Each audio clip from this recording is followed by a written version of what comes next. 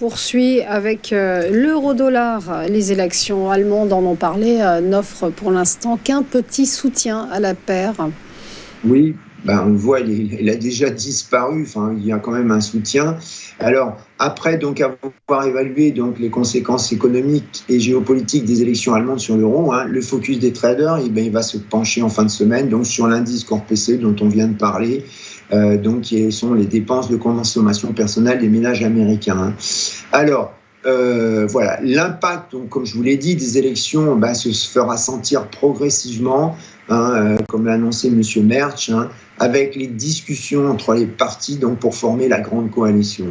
Alors, voilà, l'euro, on voit, il a redescendu complètement ce matin. Alors, du côté des taux d'intérêt, on voit que la courbe des swaps offer, pour les USA, donc, montre que les traders institutionnels anticipent encore 40 points de base de baisse d'ici la fin de l'année. Ça ferait environ un peu moins de 2 baisses des taux directeurs de la Fed. Pour la BCE, la courbe des swaps Euro Short Term Rate indique moins 74 points de base, soit 3 baisses jusqu'en décembre.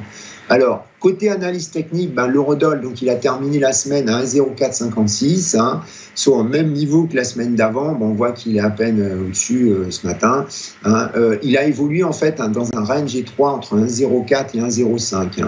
Donc, comme support, on a donc 1,04 qui est le plus bas de la semaine dernière. En dessous, on a 1,02, c'est le ratio 23,6% de Fibonacci entre le plus haut de janvier 2021 et le plus bas de septembre 2022, mais c'est aussi d'ailleurs un plus bas qu'on a vu le 3 février et le 12 janvier dernier. Alors, côté résistance, on a juste au-dessus 1,05, 0,7, 1,0530, c'est le plus haut la semaine dernière et le plus haut de janvier. Et c'est aussi ce niveau qui a servi de résistance donc cette nuit.